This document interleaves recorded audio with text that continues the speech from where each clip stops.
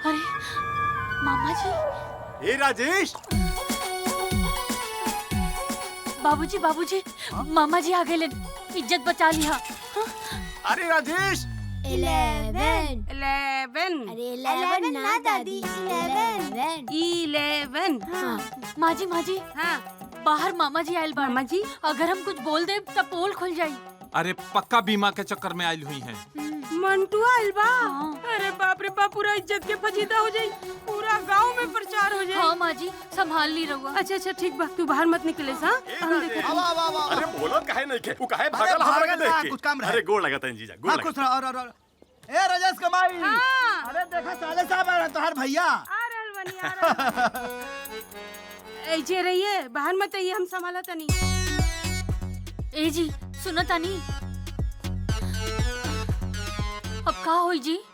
बंटी बबली। हाँ वतनी मंटू। अरे दीदी गोड़ अरे लगाता है। खुश रह। हाँ हो गए लो, जमा हो गए का। अरे ना यार, उम्र के तकाजा बा। अरे सारे इतने जल्दी बुढ़ा के ले रे। ए कैसे हिला? अरे देख ना, ये हमार जीआईसी पूर गइल बा। हैं? आ एकरे बारे में हमरा राजेश से काम। हाँ। अब हमरा के देख के भाग अरे गइल। अरे भाई पागल ना हो, कुछ काम हो तू एक काम करो, हम के दे दे। तोहरा मालूम बा जीआईसी के फूल फरल? अरे बैल बुद्धि विंध्याचल JIC हो गए फुल फॉर्म। बस रहेदा। पहले ए बाबू है बताई। ए राजेश। अरे बड़ा पागल है भाई। अरे हमारा बच्चा। पानी पीला। गोड़ लग तनी अरे हेलो। हमरे कदी काली अरे मिठाई लेके आई बनी। हाय देखा। मिठाई हाय देखा। 2 रुपया के बिस्कुट लाके खाता में मिठाई लेके आया। अरे तू तो हमरा यहाँ कार्टून लेके आवतो हला। अरे जाए दे, तू पानी पिया, पानी पिया। ना दीदिया, हमरा बहुते काम बाटे, बायना बाटा करे के जाए के बा, हम पानी ना पियो।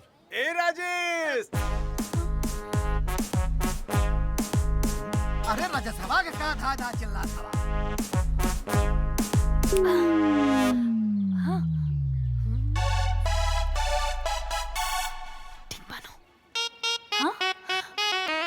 मामा जी, हम बाथरूम में बानी, टाइम लगी। अच्छा तो हम इंतजार को ले। मामा जी तहर सारा काम कर देता नी। अभी तो कहत रह कि देर होता, और अभी कहता रह कि इंतजार करब। तू जा, तहर हम काम कर देब। अरे जा, ऐसे कैसे रख दे हम? ये हमार जीवन मरण अरे के तो सवाल बा। जीवन का सवाल बाद तोहर जीवन हम बचा लेता नहीं। अरे तू कैसे बचा ले वो जीवन हमार? जे कइले बा उहे जानता। ए राजेश। अरे मामा तू घरे जा, वहीं हम आके देख ले। हाँ। अब कैसे कहता रहा कि तू घरे आके देख लेबो? जब पॉलिसी करे के रहे तो एके दिन 4 बार आवत रहलो। अरे तू रहे दा, हम ना आवता नहीं। अरे आवता नहीं मामा जी। ई का?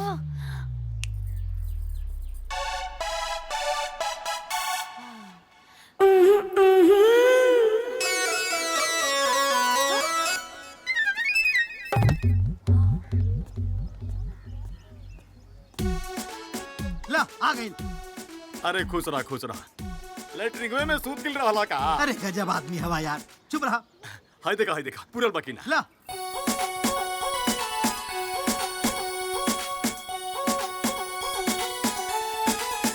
ए बाबू, बोलत काहे नहीं खा? अरे तनी थम्बो, पढ़त हो तनी पढ़े दो के। पढ़े दे। हाँ। अरे अपना नामे तो ना करा ले। अपना नाम के करा ली रे। अरे ठीक से देखा पे परो फाट जी बाबू। अरे पेपरवा ना फाटी तू फाट जाइबा। तिमाही 24,000 रुपया प्रीमियम भरले बाड़ो। 96,000 रुपया सालाना। 4,80,000 रुपया 5 साल में भरले बाड़ो, जेकरा ऊपर 2,30,000 रुपया ब्याज मिलल बा। टोटल मिला के 7,10,000 रुपया तोहरा के मिली। ए बाबू, का कहला तनी फिर से कहता। अरे यार गजब आदमी हवा, कनवा में खूंटी भरल तोरे। अरे मामा, तिमाही 24,000 के प्रीमियम भरले बाड़ो 96,000 रुपया सालाना, 4,80,000 रुपया 5 साल में अब तक भरले बाड़ो। ओकरा ऊपर 2,30,000 रुपया ब्याज मिलल बा। टोटल मिला के 7,10,000 रुपया तोहरा के मिली। भाई हे बाबू, तोर आवाज दूर से आवता, आ मुहवा बाद में हिलता। पगला गल हवा। अरे पगला, तोर आँख और कान दोनों बंद हो गए। बट बट बट बट बट बट। अच्छा बड़ा तो के सुनाई पड़त हो। अच्छा, अरे बाबू, अच्छा। तोर आँख कान दोनों ठुस हो गए हो। कोनो डॉक्टर के दिखाओ। ए बाबू, ते त जाना तारे तोर बहिन रिंकिया के शादी तय बा, तो पैसवा हमार 1 तारीख से पहले मिली कि ना? अरे भाई, गजब आदमी होई। मामा 1 तारीख से पहले पैसा मिल जाई। पकड़ ले, पकड़ ले, हाँ, पकड़ लेला। सब गड़बड़ बाटे। हट हट हट हट हट। सुन, का गड़बड़ बा? हमके बड़े चिंता लागल तोर आँख कान दोनों सही में भस हो गए हो। कोनो डॉक्टर के दिखवा के 2 सुई लगवा ले, सही हो जाइबे। प्रॉब्लम तो आँख के भी हो सकेला दादाजी। प्रॉब्लम तो कान के भी हो सकेला दादाजी। लइकन समझ गए, लेकिन ससुर तू ना समझला। देख मंटुआ, तोर स्थिति खराब होत हो। तोर आँखी से दिखाए ना पड़त हो, काने से सुनाए ना पड़त हो। तोर परिवार हो, घर दुआर हो, तोरे बिटिया के बियाह होखे वाला बा। हाँ, अरे तोरे ऊपर पूरा दारोमदार बा। बाबू, तोर जिंदगी पूरा बर्बाद हो जाई। रुपया पैसा कमी होगी तो हमने दे दे। याद रखिए, आँख के डॉक्टर, कान के डॉक्टर, आँख के डॉक्टर, कान के डॉक्टर, आँख के डॉक्टर, कान के डॉक्टर, आँख के डॉक्टर, कान के डॉक्टर, आँख के डॉक्टर, कान के डॉक्टर, आँख के डॉक्टर, कान के डॉक्टर। आँख का डॉक्टर, कान का का डॉक्टर। डॉक्टर। आँख का डॉक्टर है? का? हट ना।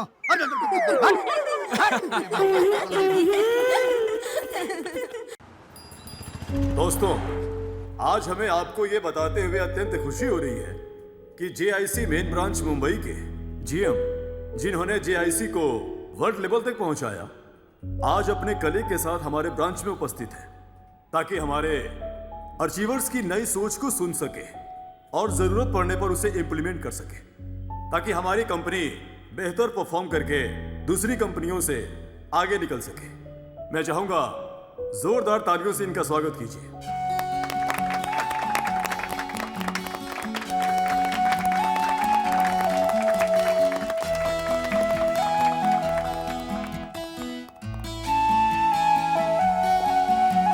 अब मैं बुलाना चाहूंगा अपने ब्रांच के टॉप ऑफ द टेबल रहे मिस्टर राजेश को, कि वो यहां आए और अपने इनोवेटिव सोच को हमारे सामने रखें। और आपके लिए एक बात बता दूं कि पिछले हफ्ते इन्होंने एक दिन में 100 फाइलें कंप्लीट की हैं। जोरदार तालियां।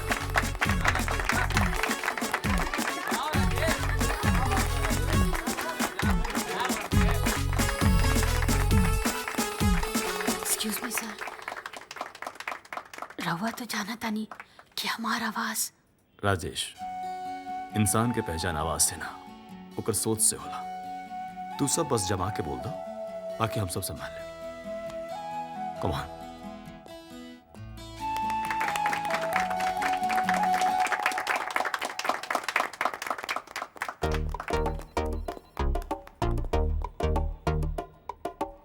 राजेश, प्रोसीड। सबसे पहले हम जीआईसी के सभी साथी और जीएम साहब के हम प्रणाम करतानी। हम जीआईसी परिवार से बहुत साल से जुड़ल बानी, और जैसन कि सर बतौनी हाँ कि हमनी के अपन सोच बतावे के बा, त हमार सुझाव ई बा कि हर आदमी पॉलिसी लेवेला अपन परिवार खातिर, अपन छोट छोट बच्चन खातिर और अपन सुंदर सुंदर बीवी खातिर। त पॉलिसी के नाम भी परिवार से जुड़ल होखे के चाहिए, जौना से कि ज्यादा से ज्यादा लोग कनेक्ट हो सके और ज्यादा से ज्यादा लोग बीमा ले सके। त पॉलिसी के नाम होखे के चाहिए रोटी भुजिया पॉलिसी आ दाल चावल पॉलिसी।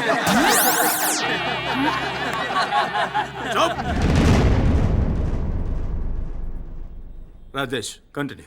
Thank you sir. हमार दूसर सुझाव ई बा कि एगो पॉलिसी पति पत्नी के म्यूचुअल पॉलिसी होखे के चाहिए, जौना से कि उनकर जीवन रोटी के फुल्का नियन टेस्टी हो सके और बुढ़ापा में ढेर सारा पैसा मिल सके, जौना से कि उनकर चेहरा पे खुशहाली आ सके। वो पॉलिसी के नाम होखे के चाहिए चकला बेलन पॉलिसी।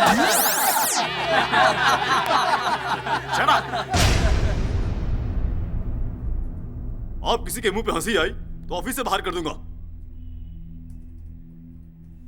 राजेश कंटिन्यू। हमार एगो सुझाव और बा, एगो पॉलिसी बच्चन के नाम से भी होखे के चाहिए, काहे कि माँ बाप के बेटा बेटी के जोड़ी फूल जैसन सुगंधित हो सके।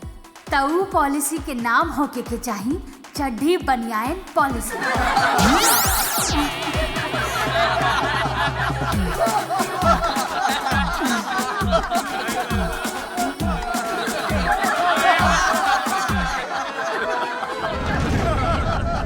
प्रेम से बोलिए शंकर भगवान की जय।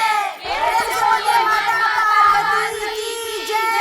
प्रेम से बोलिए सच्चे दरबार की जय। हर हर महादेव। देखी शंकर भगवान से माता पार्वती का कहा तारी कि हम बताइए आपके खातिर 14 बरस बन में लकड़ी पतई सब चबा के और हम रह गए।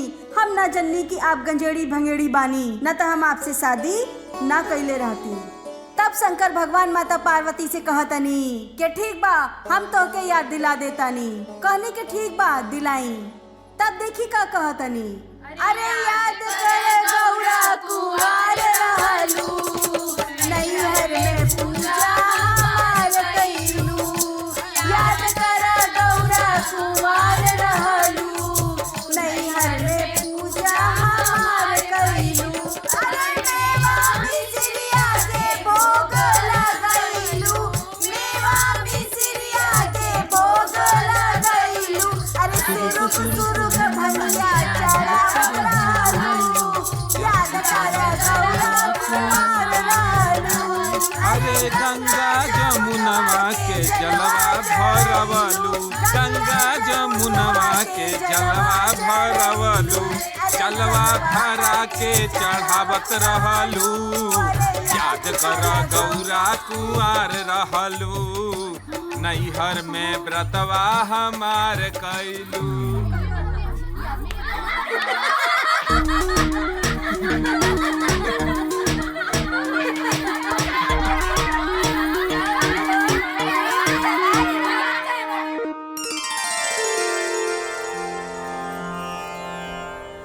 नारायण नारायण। वाह प्रभु जी वाह, आपके ई लीला तो अत्यंत आनंददायक बा। मुनिवर, प्रभु की हर लीला मानव जाति के कल्याण हेतु ही होला। माते, प्रभु ये दोनों लोग के माध्यम से जौन भू लोग के पति पत्नी के शंका और अहंकार मिटावे के जिम्मेदारी उठौले बने, वो अत्यंत सराहनीय बा। परंतु माते ये लीला कब तक चली, कब समाप्त हुई? मुनिवर, हर कार्य सिद्धि के एगो समय निर्धारित बा। जब उस समय आई तो कार्य संपन्न हो जाए। एकर मतलब ये लीला अबे जारी रही। हाँ मुनिवर। नारायण नारायण।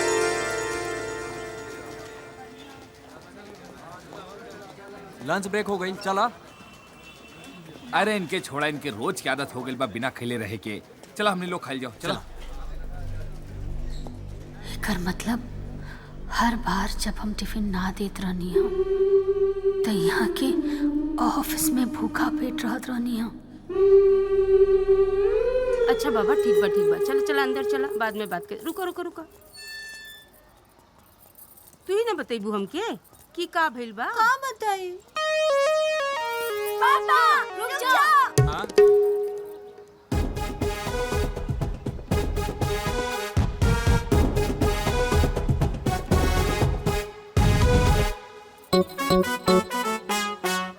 का हो? ई कोनो खाना हो? लागत है कि एलियन के खातिर बनल बा। ज्यादा फुटानी कैला ना तू लोग तो इतना मारब कि आदमी से छछुंदर बना दे। आ खाना के केहू बेइज्जती कर लका। तू ये खा के देख ला, उल्टी हो जाए। जे काम ना आवेला ना वो काम ना करे के चाहिए। एक मारब। ए दुल्हन रुको रुको रुको रुको रुको। हमनी के कोई भी गलती करब जा मम्मी इतना ना हमनी के डांटत रही। अरे यही से तो माथा पर चढ़ल बड़ा लोग तू लोग। आ ढेर जुबान चल रहल बा दोनों जना लोग के। पापा कबो मम्मी बने ना सकेले। मम्मी कितना अच्छा खाना बनावेली और हर बात प्यार से सिखावेली। पापा ये तो से ना हो पाई, तू रहे दा। ए मारब। जब देखा मारे खातिर उतारे रहलू मुझौसी ना था। दादी मुझौसी ना मुझौसा कहो मुझौसा।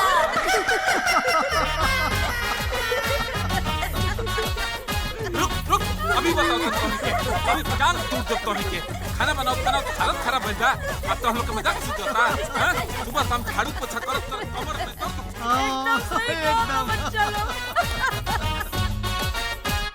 जी सर।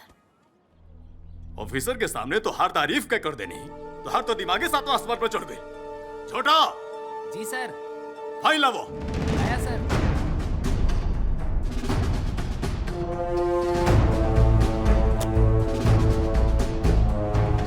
यह तो हार पेंडिंग काम। या तो काम खत्म करो ना तो मिमिक्री करना शुरू कर दो। ये काम आज के आज खत्म करो।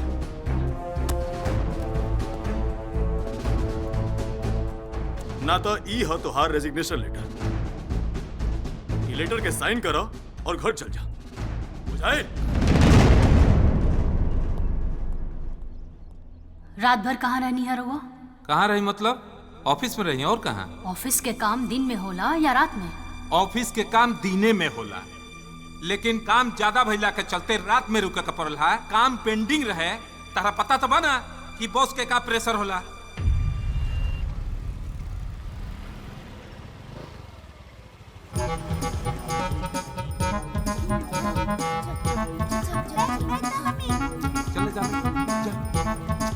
चले जा जल्दी जा। गार्ड अंकल, गेट खोली गार्ड अंकल। का बात बा? बोलते बनी। गेट ना खोली। प्रिंसिपल साहब बोलले बड़े बच्चा लेट आई तो गेट ना खोली।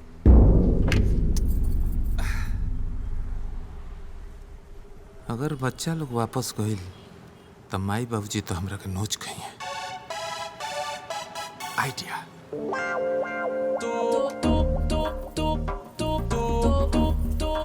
ए बेटा सुन लो। चल चल चल होने चल।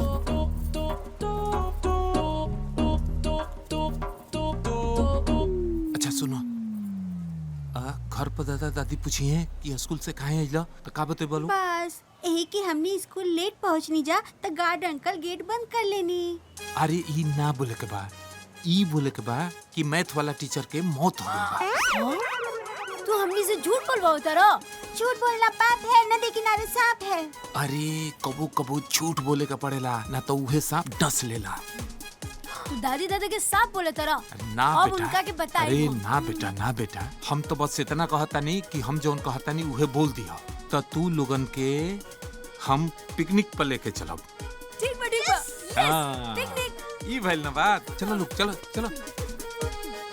कितने आदमी आना है? 6 आदमी। ठीक है ठीक है ठीक है। सुबह आना है? कब तक पहुंचना है? 8 बजे। ठीक है 8 बजे तक मैं आ जाऊंगा। अरे बॉल पकड़ना। तू जाके ले आवा ना। ए हमार बॉल दा। ए हमारे जैसे मिल गया। देखना देखना। 5वां मिल गया। दा हमार बॉल। आके ले लो। ले लो। ये क्या? ए हीरो आजा। नहीं आ रहा। चलो। हाँ चलो। तू तो हमने के बिरादर लगा तेरा। अरे चला, बहुत ज्यादा पैसा कमाई बा। चलो चला राजा, हमारी बात सुनो। अरे चला ना राजा। अरे छोड़ो हमरा के। चला राजा, अरे बहुत छोड़ो। पैसा कमाई बा। अरे चला ना चला। ये राजा चला ना। छोड़ो हमरा के। अरे आवा आवा। अरे छोड़ो हमरा के।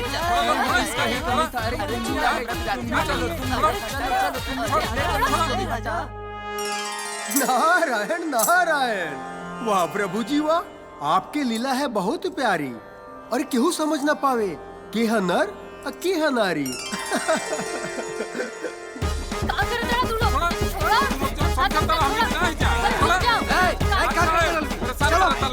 भागा, चलो चलो भागा, जा लोगिन। ये आपके काहे छड़त रहला हसन? अरे मर्द होके कहीं औरत से डरल जाला? बहुत बहुत धन्यवाद गार्ड साहब। राउर बहुत बहुत धन्यवाद।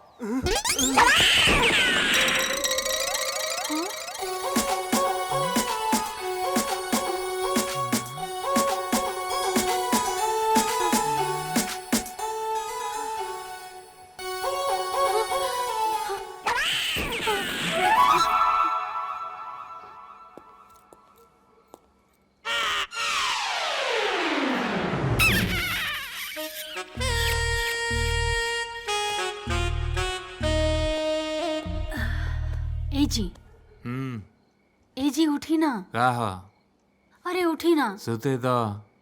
अरे उठी ना। का भेल? रउआ खातिर एगो खुशखबरी बा। अभी घर में कब से खुशखबरी आए लगल। हाँ जी, वो रास्ता भुला के आ गेल बा। का बा? खुशखबरी ई बा कि काल करवा चौथ के व्रत ह। तो हम का करी? अरे रउए करे के पड़ी, निर्जला उपवास रखे के पड़ी रउआ। हाँ। का मतलब?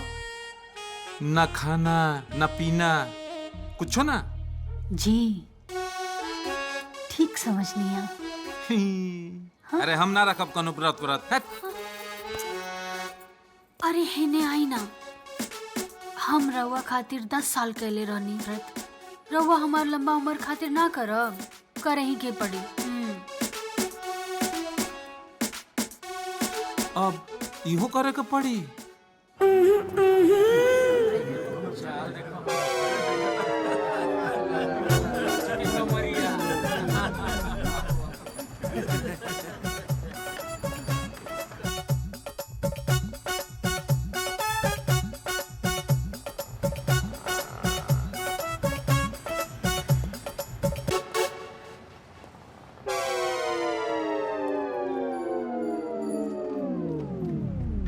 का चाहिए भाई साहब?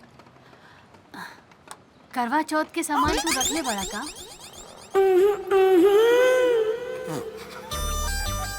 करवा चौथ के सामान पाक का। ए ऐसन काहे हंसताड़ा? मर्द नहीं खे देखले का? हाँ? मर्द तो देखले बानी, ऐसन मर्द पहली बार देखा तनी। ऐसन मर्द से का मतलब बा तहार? मर्द तो मर्द होला, हमरा नियन। मर्द तो होला, ऐसा लागता कि असली पैकेट में नकली सामान आ गइल बा। ए बेसी दांत मत चिहारा, ना तो अहिजे हंसी बंद कर देब। हाँ, जौन जौन सामान मांगता नी नू तौन तौन दा। ठीक बा भाई साहब। बहन जी, भाई साहब बोली कि बहन जी? बहन जी भाई साहब। हाँ बहन जी बोला। ठीक बा बहन जी, बताइए रउआ का चाहिए? हमरा चाहिए महावर, चूड़ी, चुनरी, बिंदी, कंघी, काजल, सब दे दा हमरा के। ठीक बा बहन जी।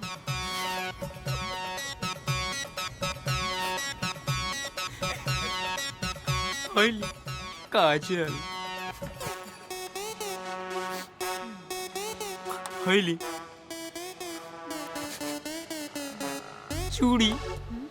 ए ए तोहरा दुकान में खाली इहे एगो चूड़ी बा का? और चूड़ी नहीं के दिखा सकत? ए तोरे दुकान में इहे चूड़ी बा, और दिखाओ ना। ए चुप, ढेर नौटंकी करबा नू त जेल में डलवा दे। माफ करी बहन जी, माफ करी। चूड़ी दिखावा।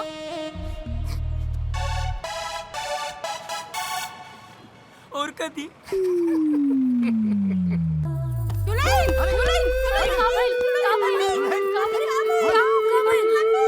अरे मम्मी ना पापा। ए बेटा, बहू पहले जी जी जी माँ जी लेके आओ थी।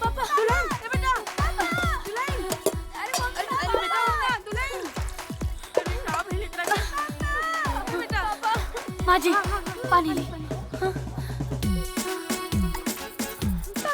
पापा उठा। ए बेटा खाना।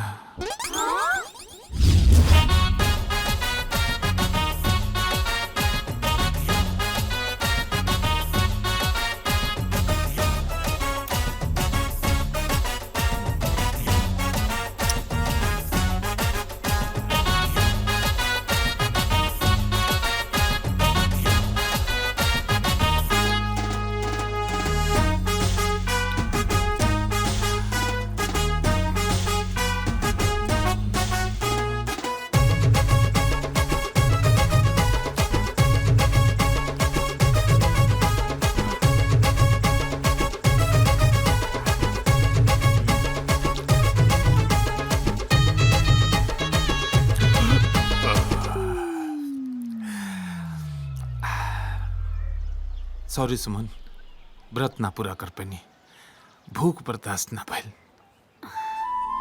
कौनो बात नहीं खीजी, हम व्रत कैले बानी नु, रवा खाई। खाते तो बानी।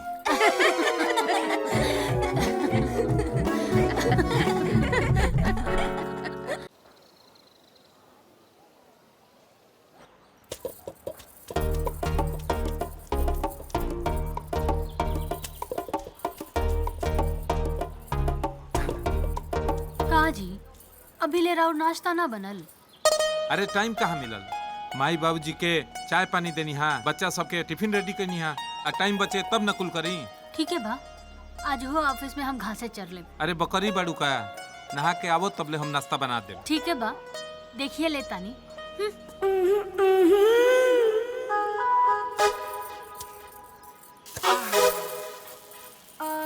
जा, अभी रोटी ना, पहले सब्जी बनाऊंगा।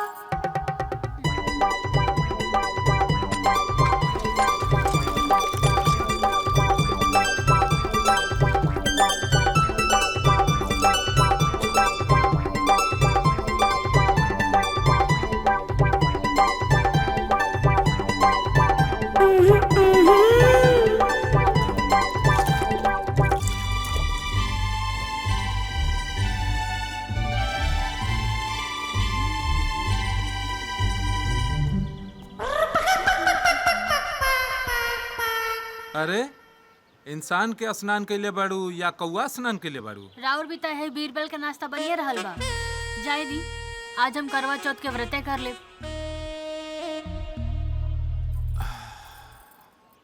हम सोच रहल बानी कि घर में ना एगो काम वाली रख लिया जाओ, काहे से ई घर के काम अकेले बहुत भारी पड़ेला। अरे वाह जी वाह, जब हम खटत मत रहनी त रउआ दिमाग में ये आइडिया ना आयल रहे। हाँ ठीक कहल जाला कि जौन तन लागे उहे तन जाने। मतलब खाली शरीरे बदलल बा, लेकिन दिमाग अभी भी अखरोटे निहन बा। हर बात पर किचकिच किचकिच किचकिच। पक ठीक बा, रखिए अपन नाश्ता, चलनी अब ऑफिस। हाँ जो जो जो भूखे, मैं खुद बनाऊंगा और खुद खाऊंगा।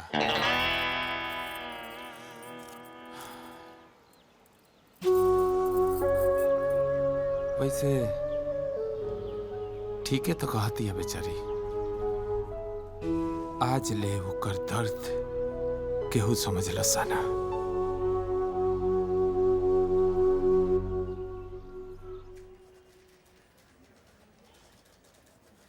26,000 हमार लिखो। 25,000 हमार लिखला तू। राकेश हमरा के 25,000 देले, आ तोहके प्रियंका 15,000 रुपया देवे के बा। ठीक बा। आकाश 10,000 तोरा बेरी बाकी बा, लेवे के बा, बाकी तोहरे से लेवे के बा। भाई हम गोवा जाके पी के मगरमच्छ जैसे रिलैक्स हो जाए। अरे कितना मजा आई ना, मस्त एकदम समुंदर के किनारे, गरम गरम बालू पे, हाफ चड्डा पहन के, ठंडा ठंडा बियर पिया। बहुत मजा आई भाई। हम तो चखना के शॉपिंग भी शुरू कर दिले बानी। काहे गोवा में चखना ना मिली का? के जानता? अरे गाड़ी में चलते चलते पियल जाई, ठंडा में मिला के, बड़ा मजा आई। मजा आई एकदम, खूब मजा आई। हम तो सोच लेल बानी गोवा के शॉपिंग मॉल से कुछ न कुछ कपड़ा जरूर खरीदा। पिकनिक के प्लान होता और केहू हमरा से पूछत तक नहीं खे। आखिर हम हो तो ऑफिस के स्टाफ हैं। देखा दिन में हमनी बाघा बीच चलल जाई आज शाम के कलंगुट बीच पे खूब ठंडा ठंडा पियल जाई और रात में पंजी बीच पे चल के कसीनो में खूब मजा करल जाई। मजा आई एकदम। पिकनिक के प्रोग्राम होता का? हमरा से केहू ना पूछल। तार तबियत ठीक बा ना? काहे? तबियत के का हो गइल बा? जेब से तो तारे पैसा ढीला होला ना। 3 साल में 30 गो तो तू बहाना कर चुकल बड़ा गोवा ना जाए के। और याद बा ना मनाली वाला ट्रिप में अपन बेटा के बर्थडे होटल में मनावे के वादा कइले रहला। और ओकरा पिछला ट्रिप में तारा माई बाबूजी के 4 गो धाम के यात्रा करावे के रहे ना।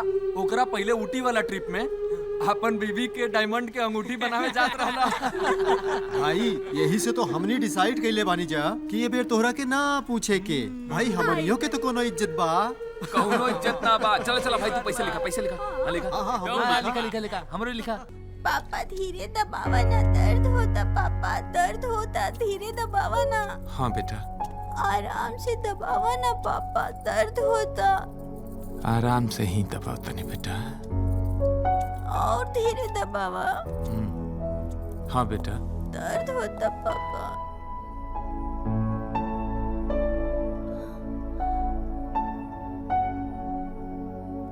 बहुत दर्द होता, धीरे दबावा पापा।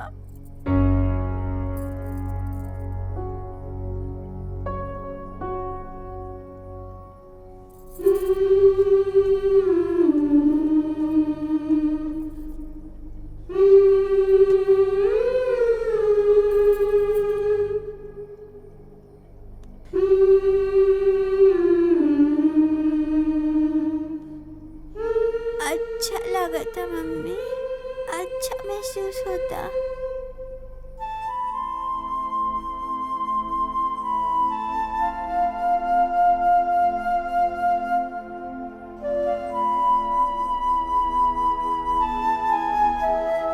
जाना तारू दुल्हन,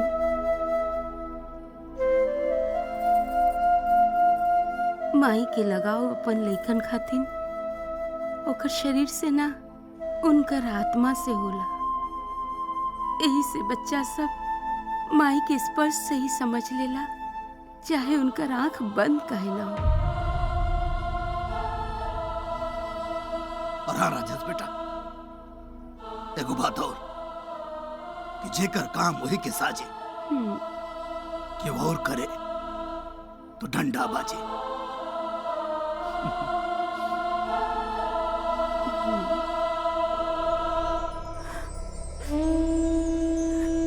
काबिल देवी, आपकी आंख में आंसू? प्रभु ये ममता के आंसू है। जब कोनो संतान के दुख होला तो माई के आंख में दुख के आंसू होला, और जब संतान के खुशी मिलेला तो माई के आंख में खुशी के आंसू होला। नारायण नारायण। माते को नारद का प्रणाम। माते यही से रउआ के जगत जननी कहल जाला।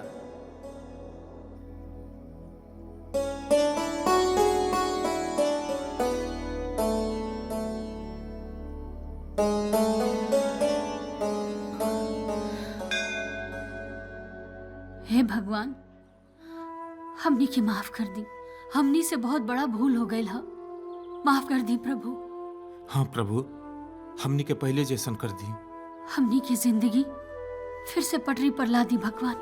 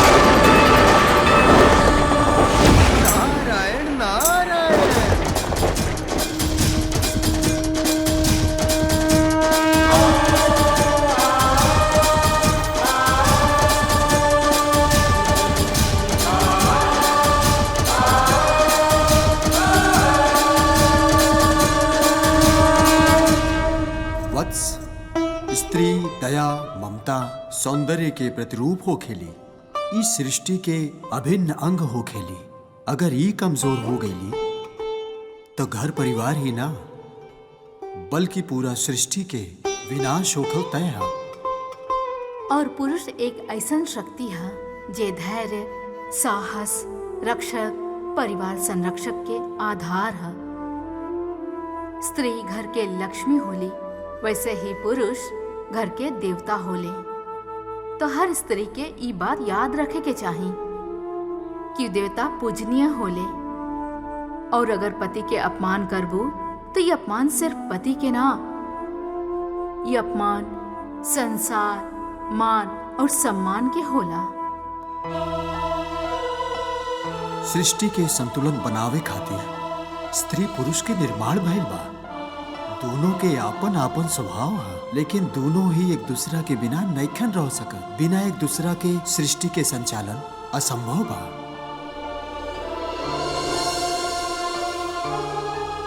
पुत्री, जब इस सृष्टि के रचना भई तो सबसे सुंदर और समझदार जीव इंसान बनावल गई। लेकिन दुर्भाग्य के बात बा कि इंसान एक दूसरा के ही समझ नहीं के पावत।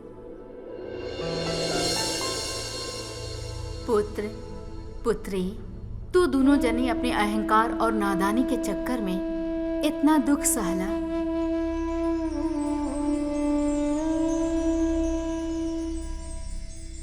ये लोक में अनेक लोग ऐसन बा जे अपने अहंकार के चक्कर में ऐसे ही दुख भोगता। तोहनी लोग एक दूसरा के समझ ना पावला लो और ना ही एक दूसरा के कदर कैला लो। यही से तोहनी लोग के ई सजा बा कि कुछ दिन और एक दूसरा के शरीर में रहबा लोग।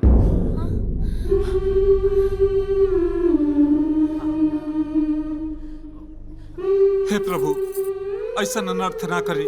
हमनी के आपन गलती के एहसास हो गइल बा। हाँ प्रभु, हमनी के पहले जैसन बना दी।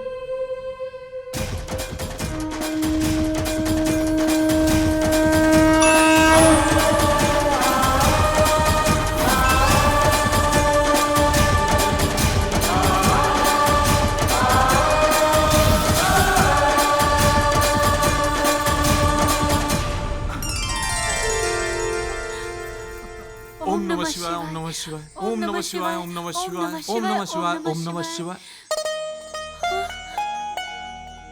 ओम नमः शिवाय, ओम नमः शिवाय, ओम नमः शिवाय, ओम नमः शिवाय, ओम नमः शिवाय, ओम नमः शिवाय, ओम नमः शिवाय, ओम नमः शिवाय, ओम नमः शिवाय, ओम नमः शिवाय, ओम नमः शिवाय, ओम नमः शिवाय। मम्मी, पापा, पापा, मम्मी। अरे मम्मी मम्मी, पापा पापा।